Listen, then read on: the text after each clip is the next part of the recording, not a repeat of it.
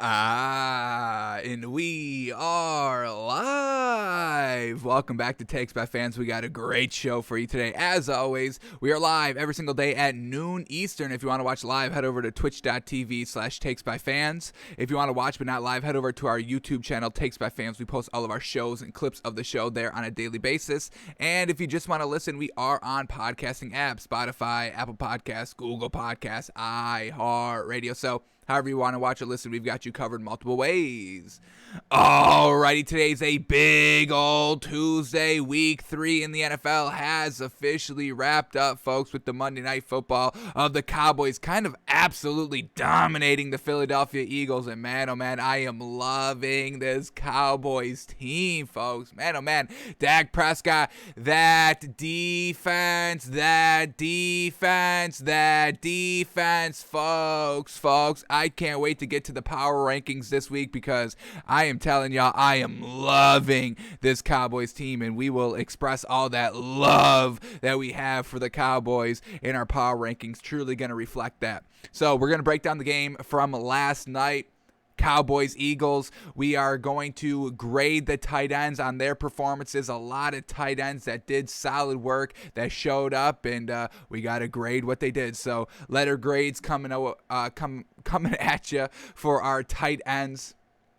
Looking to see who is going to graduate tight end university with the summa cum laude honors. So going to be grading the tight ends, and then we've got our power rankings as well. We've got 3 games in. How are these teams looking? What is going on in the league? And we've got to update our power rankings. And then if we have time in the show, we will do the fame and shame list for our picks this week as well. So let's just jump right into it with the Thursday night football game, Cowboys and the Philadelphia Eagles. And man, oh man, I am a Cowboys believer. This is the best team by a mile in the NFC East. I mean, this is kind of looking to be one of the worst divisions in football. We see the NFC West that is just absolutely stacked with the Cardinals and the Rams and the Seahawks and the 49ers, absolutely stacked to the max here. But this NFC East, Eagles are all right. They're pretty solid. They're a solid team overall, but Giants are just absolutely nothing, and it's seeming like that Washington offense is truly nothing as well. So Cowboys, they've got the offense, they've got the defense. They are clear-cut the best team in this division, and they proved it last night. You know, and I still don't understand, where is the hesitation coming from on this Cowboys team? You know, not everybody is buying into this Cowboys team, and they're still making excuses on why, you know, they're winning and why they, you know, aren't going to be good down the road and all that. I'm just like, are y'all watching? They're literally almost scoring on every single drive. This offense is rocking and rolling. They've got pieces everywhere. They're running back by committee here. And are y'all ready to apologize to Ezekiel Elliott because y'all were already throwing him into the dumpster last week? We never did that. Y'all did that. We never agreed with it. But yeah, Zeke came out and did his thing. 2 rushing touchdowns, looking good, led the team in rushing, got some yards receiving. Now, Tony Pollard is still good. We're not saying Tony Pollard's not good, but to say that Tony Pollard's the clear-cut number 1 running back on this team, way disrespectful to Ezekiel Elliott, and we told y'all that last week, and he went out and shut y'all up. He was like, okay, y'all are going to really talk your talk about that. I told y'all I was in the best shape of my life. I showed y'all that in Hard Knocks. Takes by Fans was kind of showing y'all that as well, and y'all still wanted to doubt little old Zeke out here. Well, he shut everybody up, and he was running wild, and we're going to watch the highlights of Zeke. Absolutely great. The quick cuts at the line of scrimmage when that first initial hole wasn't open, and then he's able to redirect and go and pick up the first down. We've got highlights of that, clips of that, folks, and we're going to watch everything that Zeke did last night because y'all need to be reminded what this man is actually doing out here on the field, and I'm with y'all. He had a little bit of a lackluster performance last year. We were kind of knocking him the entire offseason because of that lackluster performance, not stepping up when Dak went down and you were getting paid and all that. We talked about that, and we, agreed with that, and, that's why we said it. But then once we saw him week 1, in week 2, in week 3, this is, kind of rookie year Zeke back in action out here, and we're respecting him out here. So absolutely love what Zeke was doing last night. Dak flawless as always. Man, oh man, this Cowboys team in the ball hawks. Did y'all not know we've been saying ball hawks about this Cowboys defense? And once again, we're only 3 games into the season, but I do have to apologize to Dan Quinn.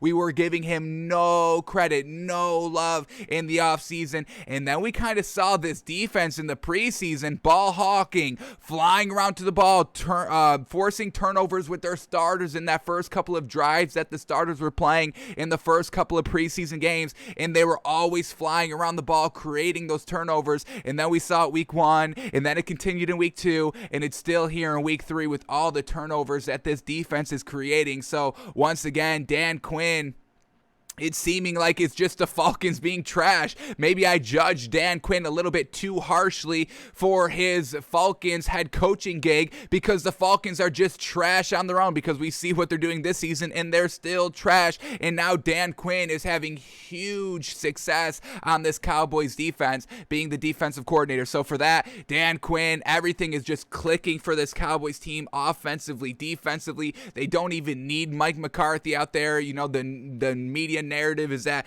he can't clock manage and all that, coming away with no points at the end of the half and all that. So, they don't even need Mike McCarthy. Dak's leadership on field is enough to make up for the lackluster coaching of Mike McCarthy. And then Dan Quinn on the defensive end of the ball, he's taking care of everything in that realm too. So, when we're talking about the Cowboys, I don't even care what Mike McCarthy's doing out there. He has no impact on this team, negative or positive. Maybe a little bit more negative overall than positive, but they've got pieces everywhere else that, Mike McCarthy is just kind of, he's like a cardboard cutout. I mean, he does nothing. He influences team nothing. He's just a figurehead. He's the mouthpiece for Jerry Jones. That's all his role needs to be, and we're fine with that because Dak's getting it done on the field, and so is everybody on that defense just getting it done. And, all the injuries and, shuffling around all the pieces, and everybody is still getting major production out here.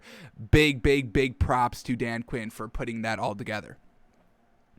Alrighty, so let's start talking about this game a little bit more in depth with the stats. So let's start here with Dak Prescott and the Cowboys. I mean, first drive of the game, they go down and score a touchdown. No big deal. Did they even face a third down on the first drive? What do we get? 1st and 10. We get a 2nd and 2, 1st and 10, 2nd and 2, 1st and 10, 1st and goal, and that's the touchdown. They didn't even face a third down on the first drive of the game, and it goes down for a touchdown. Yes, sir. Give me that well-executed game plan on Monday Night Football against a division opponent. Yes, sir. Dak has this team ready to rock. Dak, and we're going to show Dak's leadership because once again, we were able to see it on the field. Dak Prescott's leadership. And then did y'all see the little bit of the flex that Dak Prescott pulled at the end of the game when they already won? He's on the sideline, backwards hat, Dak, baby. I think we're going to put that on the canvas behind us because that was the ultimate stunt. That was the ultimate flex. Hey, I don't even need to be out there anymore. Let me just wear this backwards hat. Oh, Jalen Hurts. Oh, Jalen Hurts is still playing. They're still playing. They're starting quarterback. They don't have the lead. So I love that by Dak. And once again, the leadership. And we've got video to prove it. But yeah, that first drive, 7-0, 6 plays, 75 yards, no problem, no hiccups, smooth sailing right from the get-go. And that's basically when we knew this game was over. And, this Cowboys team, well, let's just keep talking about it. So the second drive for this Cowboys team, it does result into a fumble 6. Truly unfortunate there. But it just seemed like this Cowboys team was able to move the ball at will whenever they wanted here. So the little bit of a lackluster performance right off the gate with the fumble and then the turnover on downs, going for it on the goal line that probably should have been called a touchdown. These are just two circumstances that we're not weighing heavy at all. We're really just kind of throwing those out of the memory bank. Unfortunate Dak, gets tackled or just kind of loses the ball in the end zone. Truly unfortunate. I definitely got to clean that up, but it's not overly alarming. Last week he threw an interception. This week he did fumble, so clean it up a little bit, but still at the end of the day, it doesn't really matter because they're still winning the games and kind of winning in dominant fashion. So just clean up the turnovers. If you want to have one little red flag about this Cowboys team, that's the only red flag that there is. Dak turning the ball over a little bit, just a little tiny bit. It's a little red flag, folks. It's not a giant up a flagpole flag red flag. It's a small little red flag right there. Little red flag. It fits in 2 fingers. That's all it is. So no worries there. So Dak Prescott fumbles in the end zone, and then they don't call this a touchdown. 4th and goal from the 1-yard line. We've got the play queued up right here. Let's watch it. How do they not call this a touchdown? What are we talking about? And I love this. The quick huddle. Dak Prescott breaks the huddle and then immediately goes to the line and then immediately snaps the ball. This really should have been a touchdown. Let's take another look at this one. Here we go. Immediately gets to the huddle. One kind of hut, and then he goes, and they don't call that a touchdown. Let's see here. We get a nice overhead look. Dak Prescott saying touchdown. Eagles are saying, hey, turnover on downs. Here we go. Let's see Dak Prescott. Doesn't break the plane. Doesn't break the plane. We're saying that doesn't break the plane right there. Come on, that's Dak Prescott. Now, definitely could have been a little bit better. You could have shown, right over, stretched truly over the pylon, over the goal line, so there was no question. But still, I mean, that's still looking like a touchdown to me. Forward progress does not stop. Dak Prescott, that great kind of heart, that great kind of fire underneath him. And then the extend over right here, it's just like, you're not calling a touchdown. Let's see if we get a better angle right here. We see this ball break the plane. No visual evidence, but I mean, we could just assume, and I know you can't assume in football, but man, oh man, truly unfortunate that there was just no clear cut camera angle. Dak Prescott first stop, but then keeps driving. And I mean, like, we know it's over the goal line right now. We know Dak Prescott. Let's just follow it up. Here it is. Here's the goal line. Let's follow our cursor all the way up. We know Dak Prescott's like right here behind this man's butt. We can't see him. He's just blocking it. But we know that's where the ball is. That's where Dak Prescott's right there. So it's just truly unfortunate there was no definitive camera angle, especially to overturn the call of, no touchdown. So just unfortunate. A little bit of a slow start, but just by wild circumstances. And then after those 2 wild circumstances, they kind of just took over then. The next drive, touchdown, no problem.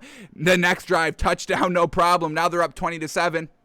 Then they stall on a 3-and-out drive, unfortunate, and then it's halftime, and then after halftime, it's a pick 6 on Jalen Hurts, making it 27-7.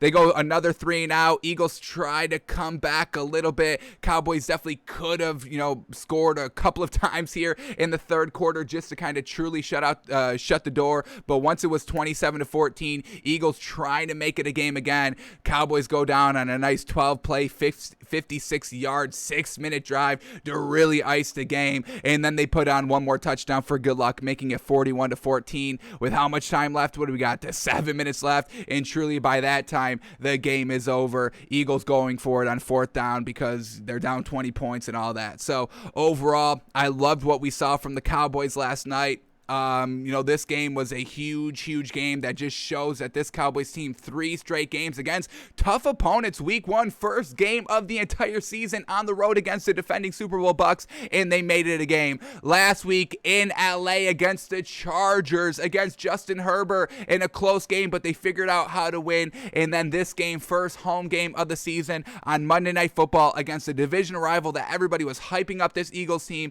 and the Cowboys come in and do what they need to do. Dak does what he needs to do, and they win the game kind of by blowout fashion.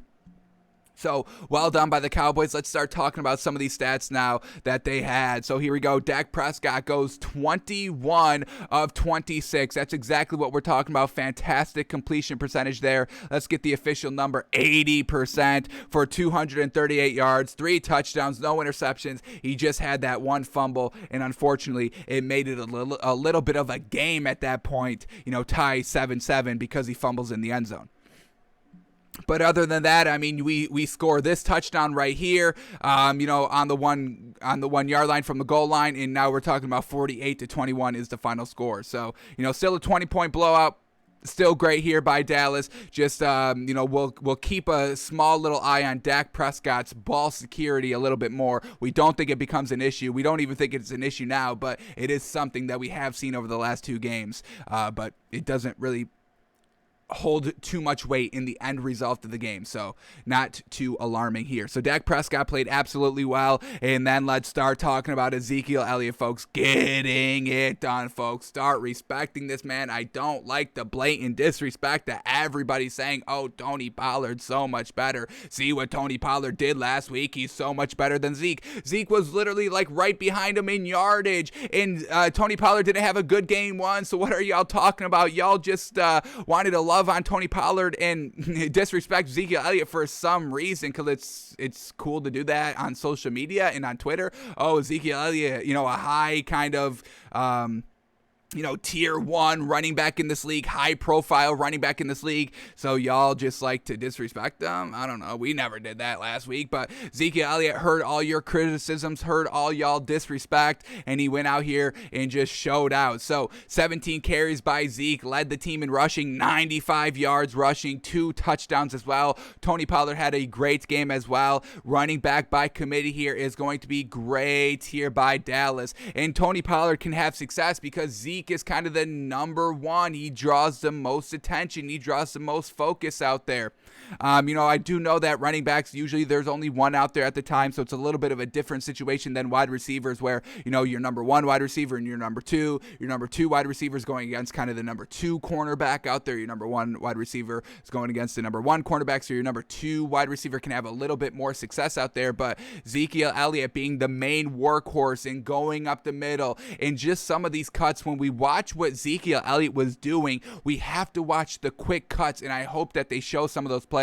We have one play queued up just in case that they don't show that play or any of those types of plays, but watch Zeke cut right at the line of scrimmage. Tony Pollard can't do that. Tony Pollard's fast, I'll give him that, but he can't do what Zeke does, which is go up the middle over and over and over again and quick cuts right at the line and find the hole right at the line of scrimmage, or if there's the main hole that they're supposed to run through is immediately kind of blocked and you can't go there. Zeke's vision is better than Tony Pollard. So no disrespect here by Ezekiel Elliott. The man was showing out all day last night, and we were making y'all aware on Twitter. We were tweeting our things and tweeting what we were saying before this game was played, when we were breaking it down, saying that this defense is ball hawks. We showed that, and we're going to show it or we're going to talk about it a little bit more when we get to the Eagles section. But we also said that talking about Zeke like that last week was a little disrespectful, and we know that he heard it by the display that he showed last night. So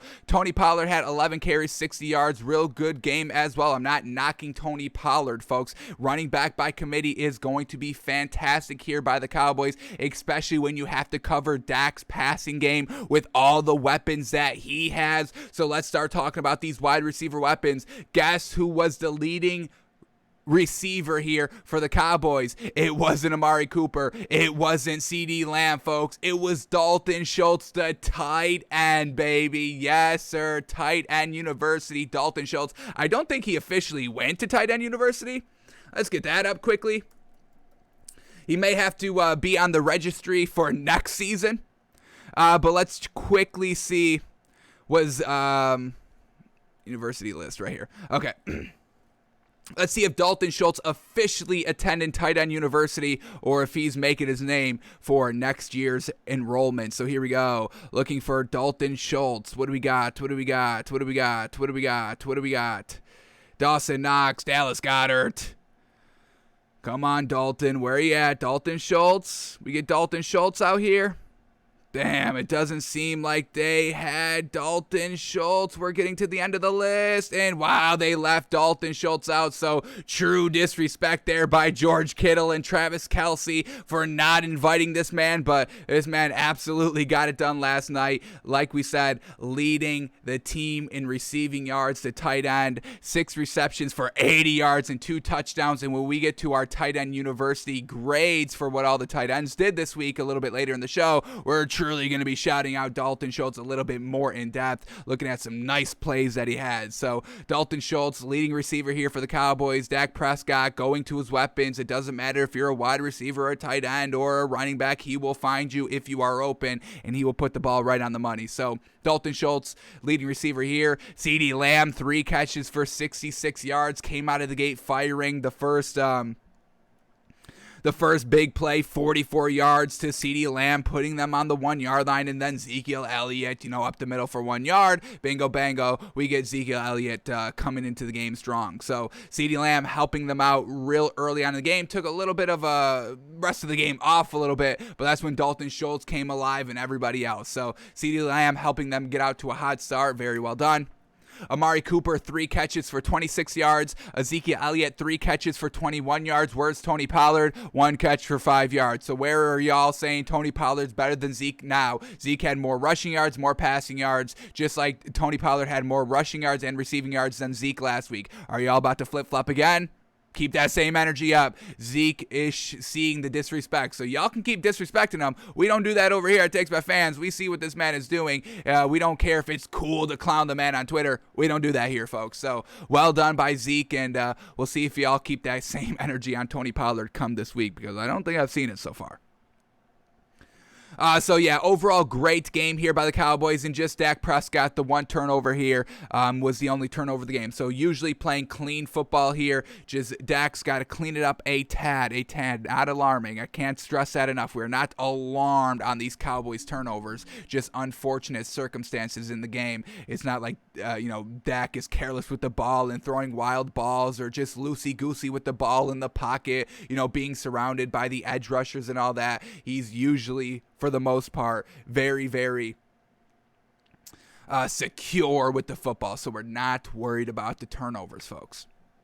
So Cowboys put up 41 points, pretty much unstoppable really throughout the entire game, and it's just looking real gosh dang good for this Cowboys team. I'm absolutely loving them.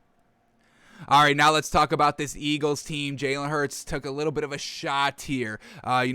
Eagles, a lot of people were hyping them up. This was going to be a very, very close competitive game. I didn't think this was going to be a 20-point blowout. We ended up taking the Cowboys minus 3.5. I thought they would probably win about 7 to 10 points, classic kind of NFL fashion. But this was a true blowout. And the Eagles, once again, their same mistakes are starting to show here that we just saw last week. Not able to really capitalize in the red zone, and we saw that right off the rip here on the second drive, where they had a big play, 38 yards to kind of get them in the red zone, and then Jalen Hurts ends up throwing a pick on the 32-yard line, trying to go down to the end zone, and he ends up throwing the interception. So not great there by Jalen Hurts, and then they get kind of bailed out because that pick was kind of on the 1-yard line. So Dak's backed all the way up, and they are able to force a fumble defensively. And that's what we know that's really solid here about the Eagles is their defense. We just saw their defense, hold the 49ers to, what was it? Where they put up 17 points, something real light there. So that's solid fashion by their defense. But once again, that Eagles team getting out to a slow start and then not capitalizing in the red zone like we saw last week against the 49ers. So after the interception, yes, they get the fumble, but then on their next offensive possession, 3 and out, and then their next one, 3 and out, and then their next one, 4 plays, 29 yards, and then the next one, 5 plays, 37 yards, half the punt. I mean, they only had 7 points in the first half, and that was because of their defense, and I believe that was Fletcher Cox, the OG right there, recovering the fumble in the end zone. So Fletcher Cox doing what he's supposed to do. Eagles defense, this is a tough offense to guard, so we're not going to kind of completely abandon and say that this Eagles defense is bad. This Cowboys offense is just good. See what this Cowboys offense did against the Bucs defense week 1. They put up like 30 points, something along those lines. Let's get the official score up. I want to say it was like 30 points, no? Would they lose like 28-30, something like 29-31, basically putting up 30 points. So this doesn't mean that this Eagles defense is bad. It's just this is how good this Cowboys offense is, and I don't think this Cowboys team is getting enough respect for this tough 3-game stretch that they just had to open up the season, and this is why we are going to be having the Cowboys truly high in our power rankings a little bit later in the show. But so far it seems like everybody is still not totally respecting this Cowboys team 100% of where they need to be, but we'll do that here today on the show. So no worries here, Dallas. No worries here, Dak Prescott. Stick here by Takes by Fans because we love what they're putting up here. All right, but back to this Eagles team. Slow start in the first half, and then the Cowboys coming out. And then the Eagles coming out of halftime, and then we get another interception here by Jalen Hurts. And once again, can we start? Well, we have to start talking about this Cowboys defense because ball hawks. Trayvon Diggs is looking like the best corner in the league, folks. An interception to start the second half. I mean, how great is that to undercut that route and just to get in front of Devontae Smith just like that? Trayvon Diggs is truly slept on at the top cornerback spot, and I would honestly say that he could rival Jalen Ramsey as the best shutdown corner in this league. I was watching this game and I was going back and forth in my mind the entire game. Do I say that take live on air? Am I ready to make that assertion that Trayvon Diggs is better than Jalen Ramsey, or do I just say he's as good as, or do I say he's a little bit behind? But I think I'm ready to say that Trayvon Diggs and Jalen Ramsey are so far tied as the number one cornerback in this league, folks. I'm ready to say that. Give respect to Trayvon Diggs, man. He is a huge part of this defense. He can shut down any A1 tier 1 wide receiver in my opinion, and we're getting great shutdown and great takeaways by Trayvon Diggs. So he gets the pick right there. And was it a pick six? It was a pick six. Trayvon Diggs, man, oh man, gets the touchdown. I mean, I think he's opening up the season with like 3 interceptions, something crazy, or maybe 2. But either way, this man is truly getting it done, and that's why we love this Cowboys defense so much, because of the ball hawk nature, forcing all these turnovers. Anthony Brown, the first interception there. I mean, just getting out to great starts. First drive of the first half, interception. First drive of the second half, interception. I mean, that's where all your momentum comes for kind of the game or the half, and the Dallas Cowboys just took that momentum and snatched it away from this Eagles team. And once again, this is reflected in the score. No points in the first half, no points offensively in the first half, and then they put up 14 points in the second half, and the Cowboys blow them out by 20 points. Great job by this Cowboys defense, folks. So great ball hawks there. Did anybody fumble the ball here by the Eagles? No. So just those 2 turnovers there by Jalen Hurts. Let's see what they had sacks-wise. Were they getting after Jalen Hurts? We had only 2 sacks, so that could definitely be a little bit better out there. We get Micah Parsons credited with the half a sack. Once again, he's still kind of, helping out the edge rushing game a little bit out there, and he's still kind of getting after a half a sack and a tackle for loss for Micah Parsons, still getting it done out there. And then we'll shout out Usa Odighizuwa. He had a sack and a half and a tackle for loss, so decently trying to get after Jalen Hurts. But, if you don't, it doesn't matter because the corners are going to be right over those wide receivers. So well done to this Cowboys defense, truly getting it done. Held the Eagles to only 21 points, held them to no kind of real production offensively in the first half, and then they're able to just ride that momentum and ride their offense a little bit more in the second half, and that's the game, folks. So Jalen Hurts, a little unfortunate with the 2 interceptions, but let's finish up here with the Eagle stats. Here we go. Jalen Hurts goes 25 of 39. Let's get that completion percentage up. 64%, still solid right there. 326 yards. He was truly letting it fly, and we did see some great glimpses here by Jalen Hurts. So we're not worried about this Eagles team. They have to, unfortunately, face this Cowboys team twice a year. I don't want to be in that position. I would not want the Dolphins to face this Cowboys team twice a year. No, thank you. So we're not abandoning this Eagles team. They are the second best team in the NFC East here, but the gap between the Cowboys and the Eagles for that first spot is truly large. But the distance between number 2 and number 3, Eagles at number 2, Washington at number 3, that spot is decently got a decent space between it as well. So we'll see this Eagles team continuing to grow. Once again, still first-time head coach here by Nick Sirianni. He's still learning and getting it figured out. Jalen Hurts' first full year underway here, still, fixing it and still figuring some things out. But overall, for the most part, we still can buy into this Eagles team. They have to get off to a little bit of a better start offensively, and they have to start capitalizing down near the red zone a little bit more. And if they can shore those two things up, this is going to be a solid, legitimate, contending playoff team here in Philadelphia. So 3 weeks in, we're not jumping overboard on the Eagles. We still like their defense, and we still like what their offense can achieve here. We just have to iron out the wrinkles, and that's going to give it time. I mean, some of these other teams, the Bucs, still trying to iron out some things. The Chiefs still trying to iron out some things. The Chiefs are 1-2. We're not, completely bailing on the Chiefs. Eagles are 1-2. We're not completely bailing off the Eagles either. So early start to the season, new head coach, first time real starter here for Jalen Hurts. So they're just getting their legs underneath them, and it's a tough opponent here in week 2 against the 49ers, where they made it a very competitive game, and another a tough competitor here in Cowboys. So, we've seen teams with easy schedules. The Broncos had a pretty easy schedule all the way up until this point. They're taking care of business, but, I'm not going to say that the Broncos are clear-cut 100% better than the Eagles. One's 3-0, one's 1-2. So we are not jumping ship on this Eagles team yet, folks.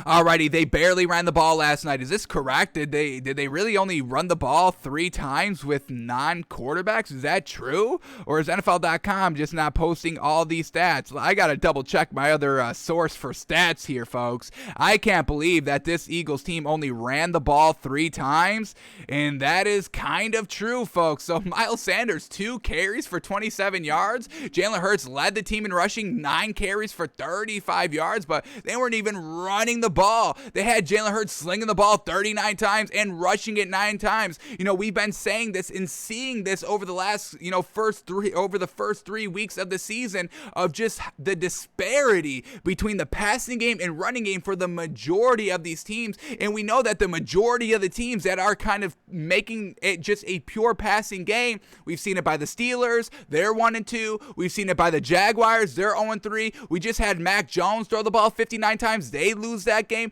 You need a fine line balance here, and the Eagles definitely did not do that last night. 3 rushes. Kenneth Gainwell had 1 rush, and Miles Sanders had 2 rushes. 3 rushes by non-quarterbacks. What is that? What are we doing out here, folks? And you did get down a little bit behind, a little bit down bad, so I guess you were kind of forced to pass the ball a little bit more than you would like to in the second half.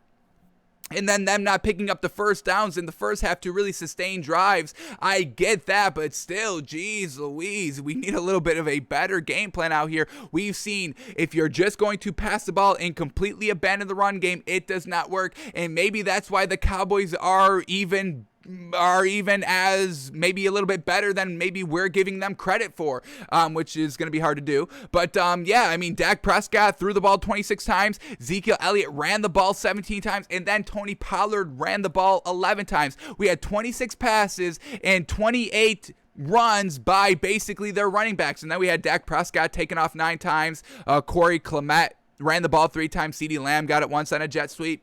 But overall, by the main running game here, 28 rushes by the run game, 26 passes by the pass game by Dak Prescott. So well-balanced offense. You can still put up 41 points. You can still win the game. You can still blow out teams. I don't understand why everybody's trying to abandon the run here. That's not a solid game plan. We've seen it. It doesn't work. So we'll see if the Eagles can try to incorporate the run a little bit more out here. All right, let's see who Jalen Hurts was passing to, and look at this. The top 2 receivers here for the Eagles were both tight end. So a little bit of a dink and dunk, using the safety blanket. He was trying to go to Devontae Smith, trying to go down the field. Who was he trying to target here on the interception? Trying to go to Jalen Reagor. So his wide receivers weren't able to get the separation needed, and he was just kind of relying on the big beefiness of the tight end. So here we go. Dallas Goedert, 2 receptions for 66 yards. Zach Ertz, 4 receptions for 53 yards, and he had a touchdown. Jalen Reagor, 5 catches for 53 yards. Quez Watkins, 2 receptions for 46 yards. Kenneth Gainwell, 3 receptions for 32 yards. Miles Sanders, 3 receptions for 28 yards. Devontae Smith, 3 receptions for 28 yards. And that definitely is not something that you can have. Your first-round pick wide receiver is supposed to be kind of your number 1 wide receiver on this team. You can't only be giving him, 28 yards a game. Got to get that production up a little bit, and that could go on him a little bit more to get that separation. He was kind of getting locked up by Trayvon Diggs a little bit of the game. So once again, this Eagles team doesn't have that many great A1 Tier 1 pieces. They have solid, serviceable weapons all around them, but they need Jalen Hurts to kind of play above where he is right now, and that's where they're running into some trouble offensively, not being able to score touchdowns and score in the red zone. So all that is contributing to them lackluster a little offensively, but their defense keeps them in games. So kind of like the Dolphins a little bit. I like this Eagles offense a little bit more than I like Miami's. I like Tua better than Jalen Hurts, but I still like the Eagles offense in totality a little bit more than the Dolphins, and the Dolphins are kind of living and dying by their defense game. This is kind of what the Eagles are doing as well. So overall, not a terrible performance by Jalen Hurts. Didn't get out to a hot start. Tried to kind of warm up a little bit in the second half, but by then it was a little bit too little too late. So we need the Eagles to get out to a faster start and score in the red zone. If they can take care of that, we'll buy into them probably about 50% more. Alrighty, so that was the stats from last night, but there are a couple of things I quickly want to watch first. The first one is this play right here. This is going to show Zeke and Dak exactly what they're made of exactly what they do, and it highlights and it showcases exactly what we say here. So here we go. This play right here, the very last play of the third quarter. They're in the Eagles territory, and they're up 27-14. So here we go. Dak motion Zeke in the backfield. He's going to end up taking this ball right here. And look at that quick cut right at the line of scrimmage, folks. He was going to hit the hole. It wasn't there. He had to quickly cut right back at the line. Boom, right there, quick cut. And then he's able to take it all the way for the first down, plus 2 yards. I mean, is Tony Pollard doing this, folks? Tony Pollard is running right into that wall and probably loses a yard, 2 yards right here. Look at this, man. There's no hole open right here. This is where he was supposed to go. He has to quickly cut back in that foot, in that change of direction, and then he's able to go the entire way for the first down, which was 7-8 yards. That's what we're talking about, Zeke. That's why he's special than Tony Pollard. That's why he's a little bit better, and that's why it's disrespectful saying that Tony Pollard is the number 1 back here. That's what Zeke brings to the table. And then on this same play right here, that's the last play of the third quarter. And what is Dak doing? Oh yeah, fourth quarter, slapping up his guys, getting his guys good to go. We just picked up a first down. It's the fourth quarter. Let's get it going. And that's once again Dak Prescott's absolute great leadership on the field. That's why we do not care what Mike McCarthy says as a coach. We don't care about his poor clock management, because Dak Prescott makes up for all of it and more, folks. So love that by Dak and Zeke, and that's exactly what it is. If you just watch this final you watch the final 30 seconds of the third quarter, that's all you need to see by the Cowboys to know that they are one of the top 5 teams in the league, folks. Is that a little bit of a spoiler for our power rankings coming up? You better gosh dang believe it, folks. So yes, sir, Dak and Zeke. What more could you ask for? I'm loving the Cowboys, folks, if you have not noticed. All right, now let's quickly watch Dak and Zeke's best plays of last night. Let's start here with Dak, a nice little 3-minute highlight. Let's see what this man is doing. Going over the middle, boom, going to his tight end. We know he is the leading wide receiver in this game, leading receiver. Here we go. Next play up, play action pass. Look at all that time. And then he just slings it down the field to CeeDee Lamb. Boom, down to the 1 yard line. And this was the first drive of the game, baby. No kind of slow starts for this Cowboys team. And this offense can do whatever they want, whenever they want. Dak Prescott all the time to throw. Puts it right on CeeDee Lamb. Alrighty, let's see what we got up next here. Look at CeeDee Lamb go up and get that ball too. Yes, sir. All right, here we go. They're tied 7-7, 2nd and 6. Boom, comeback route to Amari Cooper. That seems to be, yes, sir. And that's for the first down. Yes, sir. Dak picking up the first down, continuing drives. Here we go, 3rd and 3. Just going over the middle to the tight end. Real tight coverage here. Flings it into Dalton Schultz, or that's Blake Jarwin this time. Another tight end for them. And he, once again, picks up the first down. 2nd and 3, bootleg. Keeping his eyes down the field, setting his feet. Boom. And once again, going to their tight end, Dalton Schultz this time. Getting them inside the red zone. In the red zone now, 2nd and 9. What can Dak do here? He's going, boom. Once again, Dalton Schultz, and we're going to watch these plays again because we got a great Dalton Schultz's performance, and it was a great performance. Leading receiver here, 2 touchdowns, getting open, and that's what they teach at Tight End University, getting open. And that man was getting open all night. All right, here we go. Next play up. Start of the second quarter, Dak Prescott pump fake. Oh, and then he's going to throw on the run, and that's always complete right there. We don't have to worry about him throwing on the run. He also rushed a couple of times in this game. Once again, no fear. He's 100% healthy. Don't let that narrative bog you down anymore. Dalton Schultz again with the big first down completion. 3rd and 1 right here. Play action pass, and look at that. Buying all the time, keeping his eyes down the field, and then dumping it off. I believe that's Blake Jarwin. Yes, it is. And utilizing his tight ends to pick up the first down. Not trying to do too much, taking what the defense gives them, and then when it's open, slinging the ball in here. Look at this throw, folks. Look how tight and fast he needs to fit this ball in this tight-ass coverage. Man, oh man, slung that ball in there. Got it before the defender can come in. Make a big hit to jar the ball loose, and that's another first down. Another play action. Oh, look at that step up in the pocket to avoid the pass rusher off the edge, and then he hits CeeDee Lamb for the first down. I mean, man, this man is playing fast. This man is playing loose, and he's playing so mobile in the pocket. Nobody can catch him. Look at that. Fearless. 3rd and goal. Taking it himself. No worries about getting injured or taking a big shot. Great leadership. Great heart. Puts it all out on the line. Once again, that's what we know Dak does. Here we go. 4th and goal from the 2-yard line. Can this man get it done? Scrambling outside, keeping his eyes down the field, directing traffic, and then makes an absolute great throw in the back of the end zone for the touchdown. What more could you ask for Dak in this game, folks? He's looking absolutely magnificent. Look at that accuracy as he twists and contorts his body to throw accurately on the run, and that's another touchdown for Dak. And then after this, he's like, all right, I'm out of the game. No, he's going to stay in the game. Backwards hat Dak is back in the game, folks. Here we go, play action pass, 3rd and 1, and y'all did not cover the tight ends this game. What are you doing? And that's Dalton Schultz once again. Touchdown, and now this time Dak officially is like, all right, I'm exiting the game. Get me my backwards hat, and I'm ready to rock with it. So Dak is looking absolutely perfect, folks, like we know. Now let's take a quick look at Ezekiel Elliott. Here we go. Just watch this man run, and hopefully we get some quick cuts at the offense at the first point of contact, just to show him being better at changing direction and getting those quick cuts. And then Tony Pollard. Here we go. First run, and once again that quick cut right back. 2nd and 2, picks up the first down and about 3 more yards.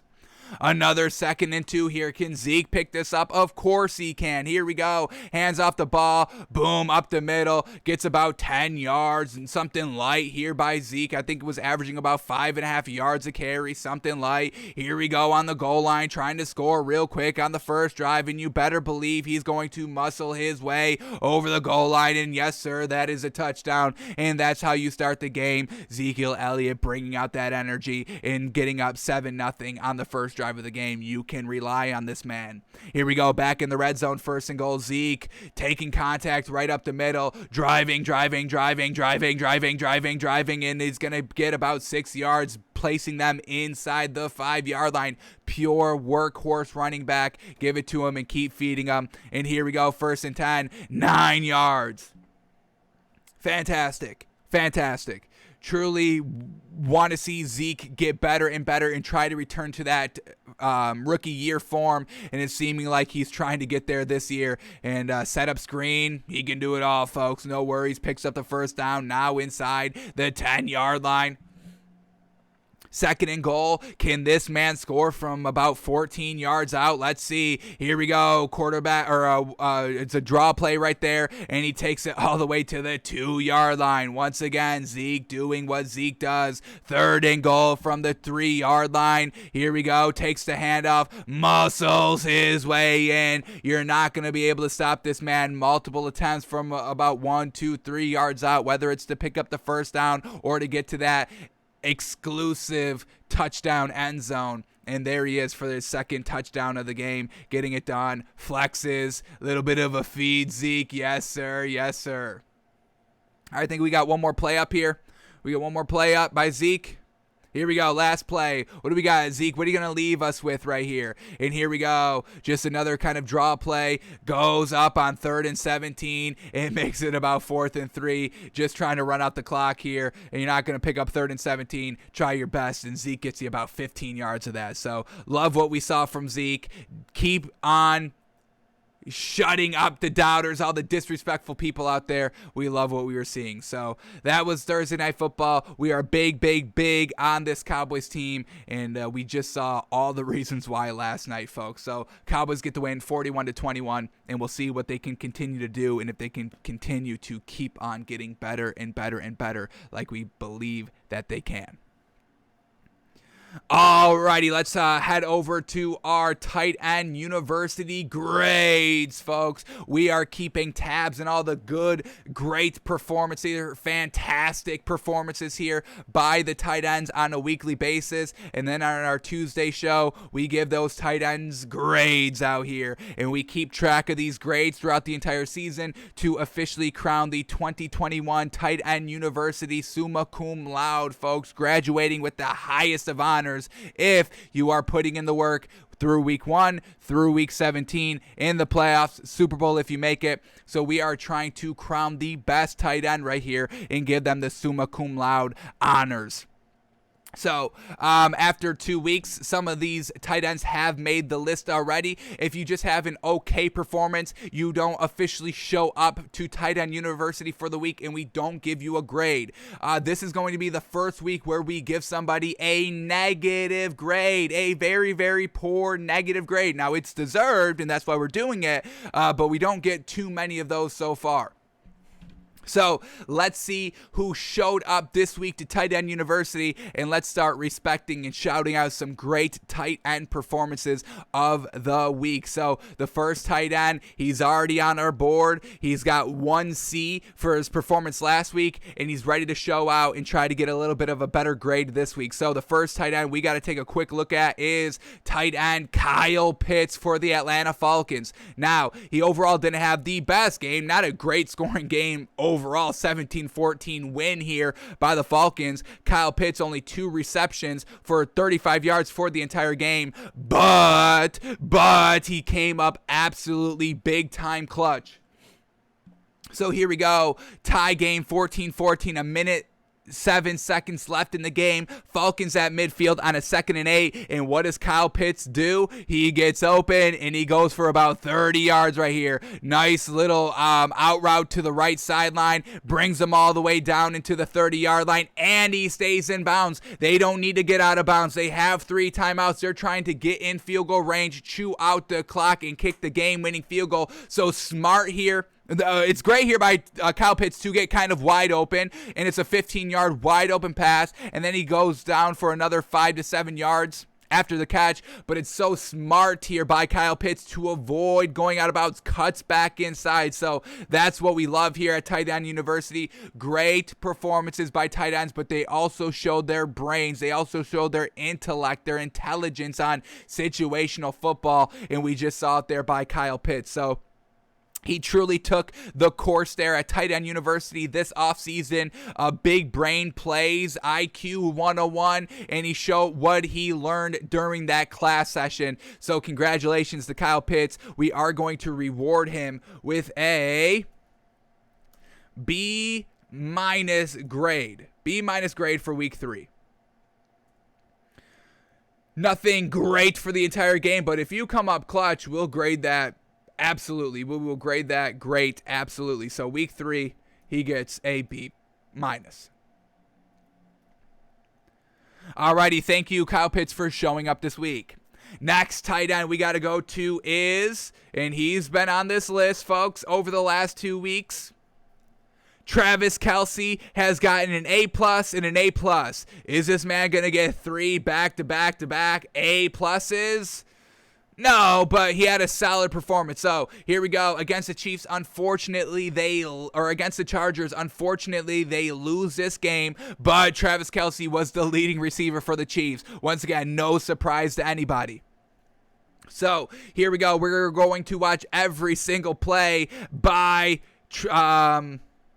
Travis Kelce this week, and let's see what we should be giving him as a grade. He didn't get the win, which is going to be hard for us to kind of give him an A+, A- rating, but let's see what his catches came, what they look like. Unfortunately, didn't score a touchdown either, so let's see what this man was doing out here on the field. So here we go. First play up, we get a 3rd and 3.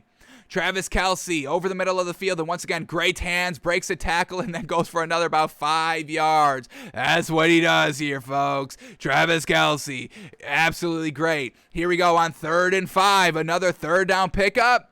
Over the middle of the field, finds the soft spot of the zone, picks up the first down and about 10 yards. That's what Travis Kelce does. He led tight end university. He was teaching all these other tight ends how to find the open space. We just saw Kyle Pitts find the open space. Here we go on 1st and 10. Travis Kelce coming back toward the ball, going up and getting it. He catches the ball like a wide receiver does. Look at him go up and catch this ball. Yes, sir. Comes back toward it. Not the best ball there by Patrick Mahomes, but he makes do. And then here we go. We're trying to do a little bit of a 2-minute drive right here. Gets the ball, picks up about 5 yards. They score 3 points right before halftime. Here we go in the second half now, 3rd quarter. Boom, 1st and 10, and then spinning out of it for about 9 yards. Just short of the first down. We get anything else? Here we go, 2nd and 7 now. Once again, right at that first down marker, are they going to give it to him? It looks like they are, and I think they do. On 3rd and 10, 10-14, they're down 4 points on 3rd and 10. Pump fake by Patrick Mahomes, and then that's Travis Kelce wide open and takes it another 10 yards after the catch for about a 20-yard gain on 3rd and 10. So an overall good performance here by Travis Kelce. Unfortunately didn't score and unfortunately didn't win, so we can't really give him an A+, A-, anything like that, but he still was getting it done for his team. He wasn't the one that was fumbling the ball. He wasn't the one that was throwing interceptions. He was trying to clutch it every opportunity on 3rd down that he had, so we are going to give him a B- for his week 3 performance. Well done to Travis Kelce, like always. Alrighty, let's go to another tight end. Next tight end up. And we're just going to do this to shout him out a little bit right here. Overall, once again, not the best performance offensively, totality-wise. But we're going to shout out Pat Freiermuth, tight end for the Steelers, because of when he scored his ball, when he scored his touchdown. So Pat Freiermuth for the entire game. He had 3 catches for 22 yards, but he scored a touchdown, and he did it early on in the game when it was a close game. So here we go. Steelers down 7-0 with a minute left in the first half. Here we go from the 4-yard line. Pat Freiermuth on the left end right here at the tight end.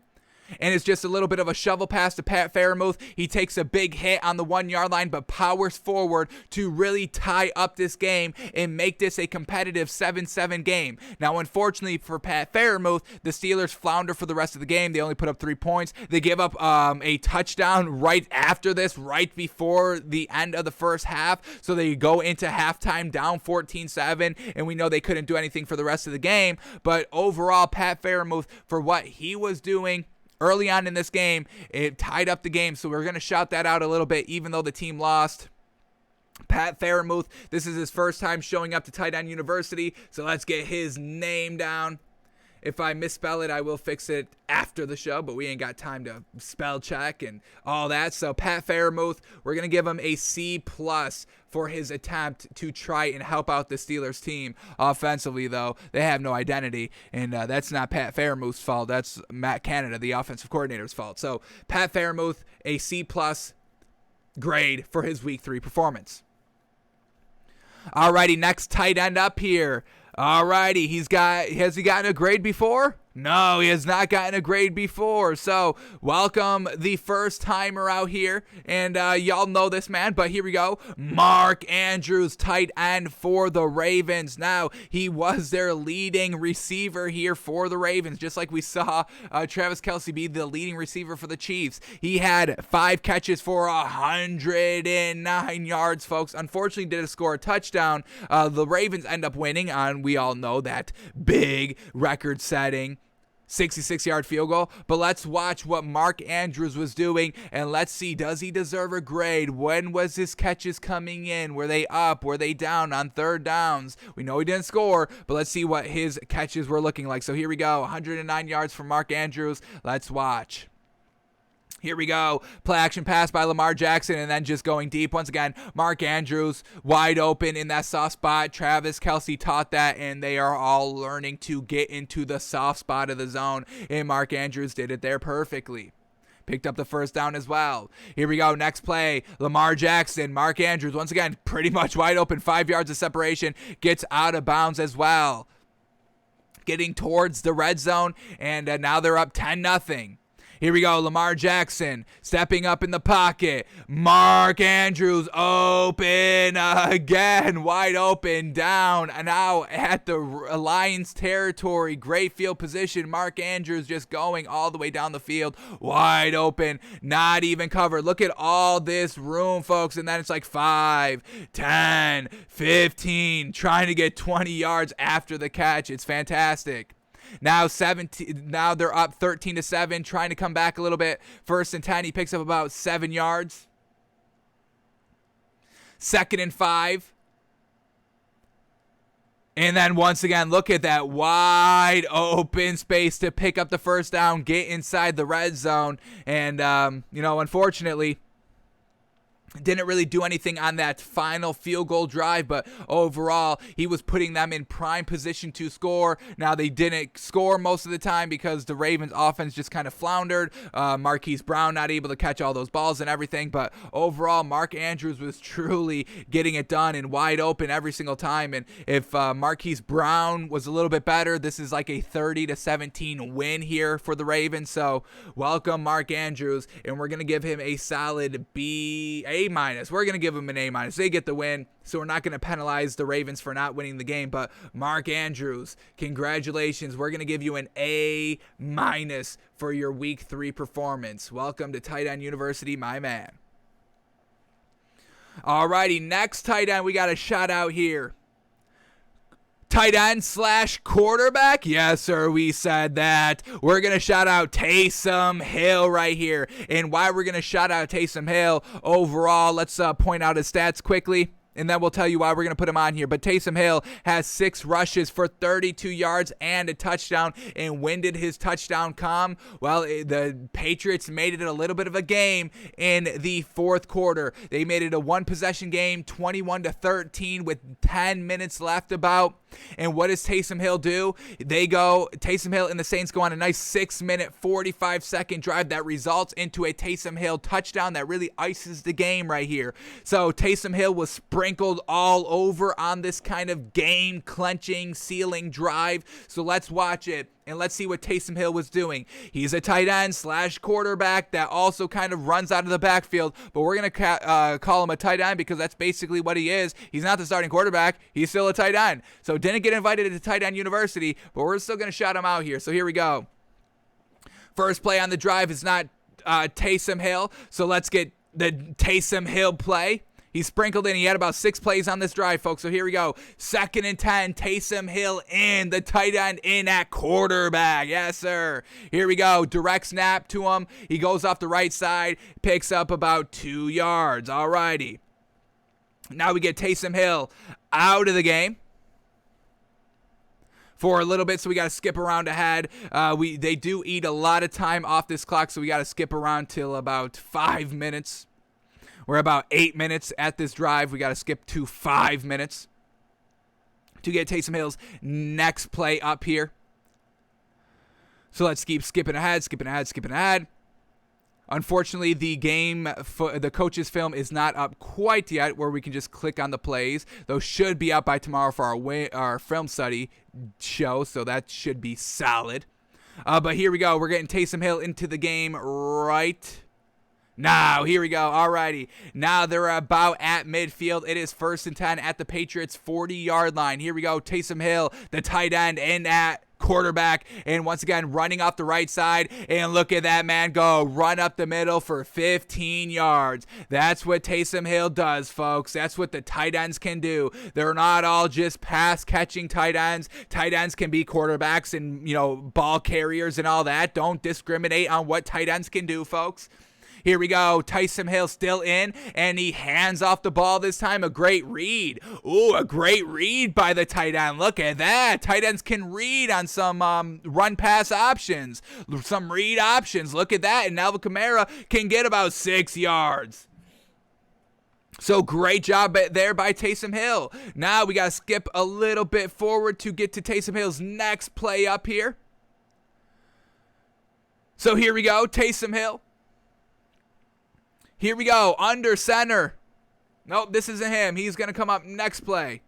Alvin Kamara takes the ball right up the middle, but now, where are they at the field? So here we go. They're at the 10-yard line. Taysom Hill back in the game, baby. What can this tight end do? 2nd and 5 from the New England Patriots 10-yard line. Taysom Hill, direct snap, keeper. Oh, and what do they call? They call Saints timeout. All right. But Taysom Hill is still in the game. So let's see what Taysom Hill can do. Here we go. 2nd and 5 from the 10. Taysom Hill, direct snap, and then is going to decide to pass, but then takes it, keeps it, hits the edge, and picks up the 1st down. And look at that grip by Taysom Hill to extend all the way to the corner. He's going to take a big shot, but he still extends for the 1st down pylon, and he gets it. Big body Taysom Hill. That's exactly what they teach at Tight End University. The big plays, the big hit, staying on his feet and extending toward the pylon. That's the 1st down Taysom Hill inside the 5-yard line. Yes, sir. All right, Taysom Hill going to keep it again. 1st and goal from the 4-yard line. Direct quarterback snap, and he takes it all the way in for the touchdown. So great job by Taysom Hill. Great reads, great plays, and on a game-clinching drive to totally ice the game, he ends up making the final play, the final touchdown to truly secure the victory here, and that's what tight ends do, baby. They come up in the clutch. So well done, Taysom Hill. Welcome to Tight End University, and we're going to give him an A-, folks. That's a game-winning drive. That's a game-clinching drive right there. A- for his Week 3 performance. Yes, sir, Taysom Hill. Alrighty, now for some truly unfortunate business here. Nobody had ever flunks out at Tight End University because tight ends are too damn good to ever flunk out, but we had a real bad performance right here. We had a real bad performance this week by a tight end. I hate doing this, but I have to do this, folks. It's unfortunate. But we have to give a tight end an F-. Yikes. So the tight end that's getting an F-, he's been on this board before with a B+ for his Week 1 performance, but he's getting an F- today. Truly unfortunate. But tight end Logan Thomas for Washington, unfortunately, is going to get an F-. Now, he did have 4 catches for 42 yards and a touchdown. His touchdown came at meaningless time. They were down 43-14, and the very last drive of the game, he scores his touchdown. So that can't save him and bring him down from an F- to like an F or a D+ or a D- or a C. That can't save him. This is where he decides to fumble the ball, folks. A 7-0 game. Bills up 7. Washington trying to drive and answer that touchdown. 3rd and 8. Here we go. Logan Thomas On 3rd and 8 from their own 35-yard line, Logan Thomas catches the ball right here, catches the ball for the first down, powers his way forward to break all the tackles. All that was great. They teach all of this at Tight End University. You know what they don't teach? I looked at the class register, folks. I looked at every course you could take at Tight End University, and how to fumble and how to lose control of the football is not a course they teach there, folks. I called the administration. I called everybody. I searched their website, and that is not a class you can enroll in. So I don't know where the hell Logan Thomas learned to fumble the football. Tight ends don't do that, baby. They're too good for that. But what does this man do? Trying to get all the yards he could. He fumbles the ball here. He turns over the ball. It results into a Buffalo Bills touchdown, and then they get down 21-0. It could have been a potential 7-7 game because Logan Thomas would have carried them for a first down on 3rd and 8, which was great. Get them over midfield and continue the drive. They teach all that at Tight End University, but they don't teach you to fumble, and that's exactly what the man did. Fumble the ball here and an absolutely crucial time on the road. Look at all these Bills fans getting into the game now. Look at all these Bills fans clapping and cheering. I mean, we got the upper deck up here, folks. We got the upper deck of the Bills fans all cheering and celebrating Logan Thomas fumbling. You can't fumble. You definitely can't fumble on the road. And Logan Thomas potentially ruined this game, changed the entire outcome of this game. It's a blowout by the Bills, but if he holds onto the ball, it's potentially 7-7. With Josh Allen coming back out on the field. Maybe he flounders, maybe he flops, and then Logan Thomas next drive comes down and beats it up, and now Washington's up 14-7. Unfortunately, we'll never know if that could have been the case because that man fumbled. So unfortunate Logan Thomas.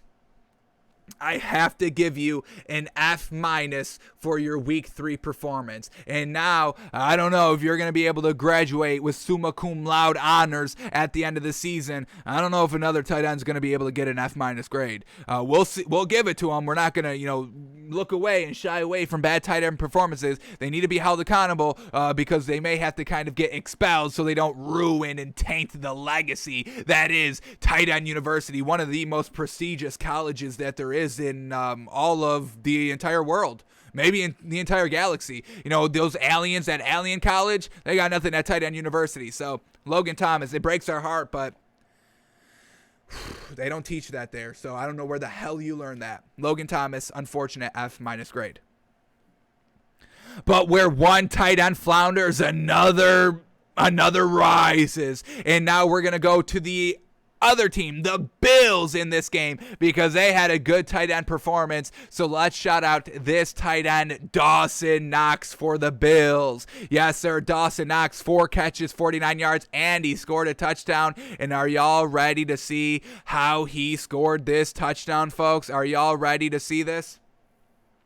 This was after the Taylor Heineke interception, not the Logan Thomas fumble, so they're already up 14-0, but we get 3rd and 7 inside the red zone at the Washington 15. Let's see how Dawson Knox catches this touchdown pass. Here we go. Josh Allen slings it to a side, and on the edge, on the outside, on the out of bounds on the right sideline in the end zone. Dawson Knox, full extension, and a little bit of a back shoulder fade as well. Let's see Dawson Knox, and then the celebration there with Josh Allen, fantastic.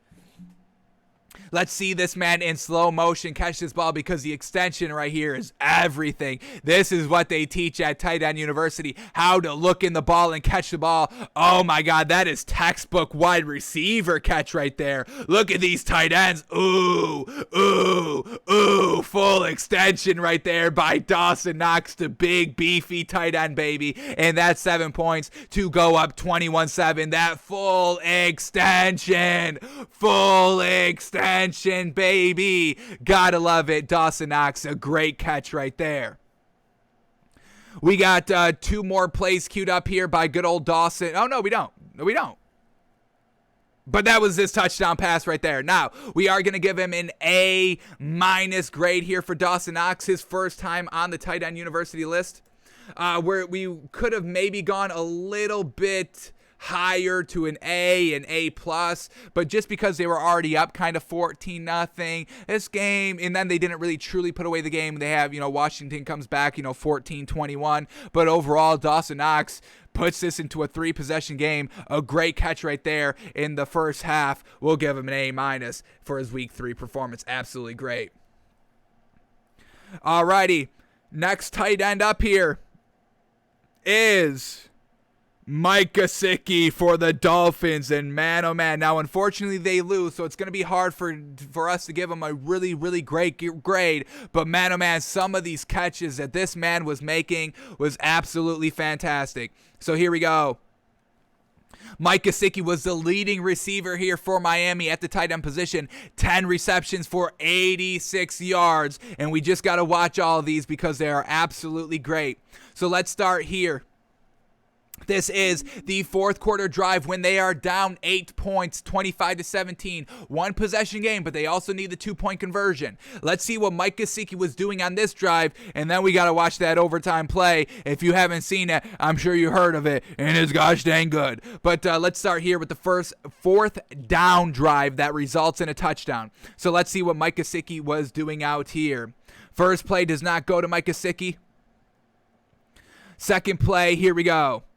Here we go, 2nd and 1. Mike Gesicki over the middle of the field. Boom for the first down on 2nd and 1. And this is a must-score touchdown drive. And look at Mike Gesicki getting everybody to the line of scrimmage. Great job on the leadership there as well. Going up a tempo a little bit. They only have 1 timeout. Alrighty, next play up, they're going to go right back to Mike Gesicki. Back-to-back plays on this drive. Here we go. Jacoby Brissett flushed out of the pocket. Mike Gesicki on the right boundary. Boom, gets about 5-6 yards and out of bounds, stopping the clock. Smart play there by Mike Gesicki. Get yards, get out of bounds, keep the clock stopped, and keep the chains moving.